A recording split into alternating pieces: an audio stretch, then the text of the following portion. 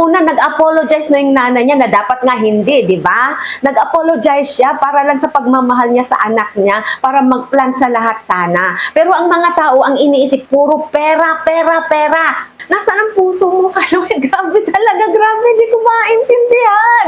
At yung mga taong nagpapabor sa kanyang ginagawa, my goodness, normally, pag ang tao nagkakapera, di ba?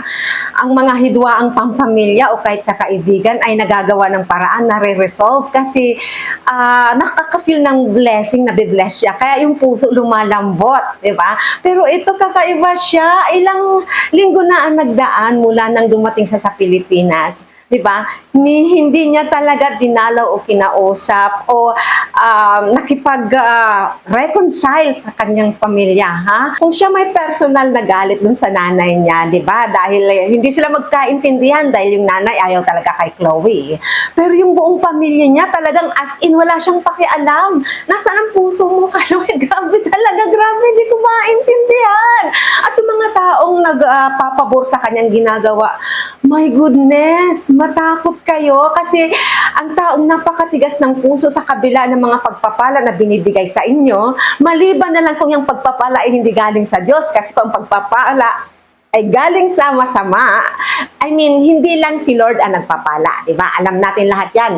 Si Satan nagpapala din yan.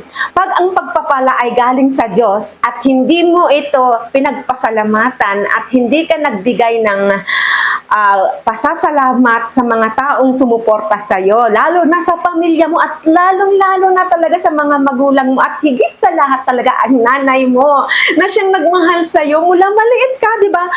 Dahil lang sa di nila pagkakaintindihan sa personal na preference. Dahil sa pag-ibig ni Kaloy, pag-ibig ko sa iyo, ko lang ibibigay. Grabe, ano?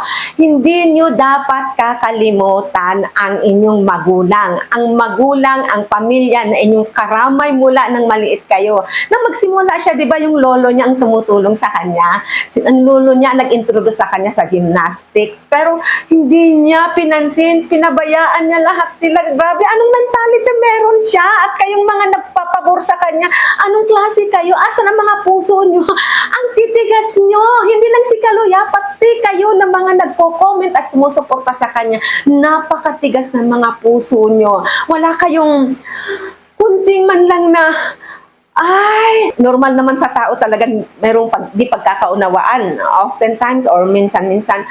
Pero pag ikaw nabibless niya, nabibless na ha, meron ka ng reason para kalimutan yung mga bagay-bagay at makipag-reconcile sa taong nakaalitan mo o nakasamaan mo ng loob. Napakabilis, napakadali pag may pera ka na kasi mapaplansya na yung lahat eh, di ba? At huwag niyang sabihin dahil sa pera ang dahilan. Hindi yun eh. Kailan lang naman sila nagkaroon ng alitan na hindi, alam naman natin ang mga istorya nila, mga paliwanag ng magulang niya. Hindi ko talaga maintindihan bakit ganun siya katigas ng puso, ng kalooban na siya milyonaryo, milyones ang pera. Pinapasaya niya yung ibang tao, yung coach niya, si Chloe, family ni Chloe, but never sa pamilyang pinagmulan niya. Grabe, asan ang puso niya? Mga kabataan, wag kayong ganyan ha, wag niyong gagayahin yung ginagawa ni Kaloy kasi kahit ano pa man ang rason niya, maling-mali, hindi tama na makipagmatigasan sa pamilya at sa magulang. Kasi unang-una, nag-apologize na yung nanay niya na dapat nga hindi, di ba? Nag-apologize siya para lang sa pagmamahal niya sa anak niya, para mag-plan sa lahat sana. Pero ang mga tao, ang iniisip, puro pera, pera, pera. Mga mukhang ewan. Grabe, di ba? Hindi lang pera. Pamilya, pagmamahal, relasyon, dapat ayusin. Pero kayo mga nagko-comment na pinapaboran nyo pa si Kaloy, asan ang konsensya niyo at puso niyo? Grabe, hindi ko kayang i-take. Matakot kayo. Iyang kayamanang binigay sa iyo, iyang karangalang binigay sa iyo, iyang mga pagpapala na binigay sa iyo, uulitin ko, ginawa ko yan sa isang vlog ko. Ganun lang yan. Isang click lang yan, mawawala lang lahat yan, di ba? Ang katawan mo, ang puhunan mo dyan, Kaloy. Yung katawan mo, yung kalusugan mo. Isang ganun lang kaloy ni Lord. Kung hindi ka magpapakumbaba dahil sa ginagawa mo sa pamilya mo, anuman ang dahilan mo, anumang sama ng loob meron ka, hindi mo ka dapat ganyan. Tumanaw ka pa rin ng utang na loob at pagmamahal sa mga magulang mo. Tumanaw ka pa rin ng respeto. Honor your parents. Ganun yun eh. Kasi itong video ko, hindi lang para kay Kaloy eh. Doon sa mga kabataan at sa mga kumakampi sa kanya na mali talaga. Tingnan nyo ang pamilya niya. Napakasimple. Nagtitiis, naghihirap, nakatira sa isang simpleng bahay at lugar sa looban. Ang tatay niya nagbibisikleta lang papunta sa trabaho. Natitiis niya samantalang siya anong sasakyan niya. Ang ganda. Ang dami niyang magagandang blessings. Ang daming dumating sa kanya. Pero natitiis niya. Sige nga. Sige nga. Kailan lang niya nakilala si Chloe na pinagtatanggol niya? Ilang taon ba niyang karamay ang kanyang pamilya? Ilang taon ba siyang inalagaan ng pamilya ng nanay niya, pinag-aral siya? At pag may sakit siya, ang nanay niya ang nandyan. Sige nga, asan yung mga puso niyo? Ang isang mabuting anak, pag nagkakapera, inuunang mapasaya ang pamilya.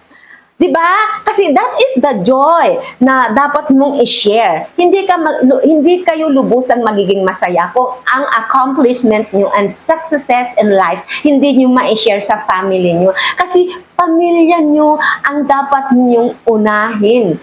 Diba? Lalo na sa magulang. Ewan ko sa mga tao ngayon. Ewan ko sa mga tao ngayon. Ilang weeks na siyang nandito, ilang weeks na siyang nagsasaya. Yung pamilya niya, naghihirap ang kalooban, although kinakaya lang nila. Hindi lang dahil sa iniisip yung pera, puro kayo pera eh. Yung pamilya, yung pagmamahal, yung kanilang pagkakaisa. Hindi yun kinakalimutan. Yun ang origin niya eh. Pamilya niya yun. At sana kayong mga nagko-comment na pumapabor sa ginagawa ni Julo, nasaan ang konsensya nyo? Nasaan ang pagmamahal nyo sa pamilya nyo? At sa Diyos, wala kayong takot. Wala kayong takot. Wala kayong takot. Wala kayong pagmamahal. Napakatigas nyo. Napakatigas nyo. Sobra. Sobra. Grabe. Huwag niyong gayahin si Kaloy. Huwag niyong gagayahin siya. Grabe, mga kabataan at mga katulad ninyo rin na hindi na bata pero isip bata na walang takot sa Panginoon, suwail sa magulang, walang pagpapasalamat, walang gratitude, wala man lang any sense of remorse or konsensya sa puso nila. Napakatigas nyo. Napakatigas nyo. Ewan ko lang. Think of love. Pagmamahal ang pagganahin nyo. Hindi galit. Kung na-bless na kayo lalo na, you have a way to mend things para plantsahin na ang mga gusot-gusot. Pero hindi nyo pa rin ginagawa. Grabe, no? Grabe. Huwag kayo sa pera lang nakatingin. Dahil ang pera, isang ganun lang yan ni Lord. Yang pera, isang ganun din yan ni Lord, pwedeng ibigay. Isang ganun din lang ulit, pwedeng matanggal. Diba? Kaya huwag magmayabang, huwag magmalaki, huwag masyadong matigas ang ulo, at huwag masyadong matigas ang puso. Matakot sa Diyos at matakot sa karma. Yun lang. Thank you for watching. God bless you all.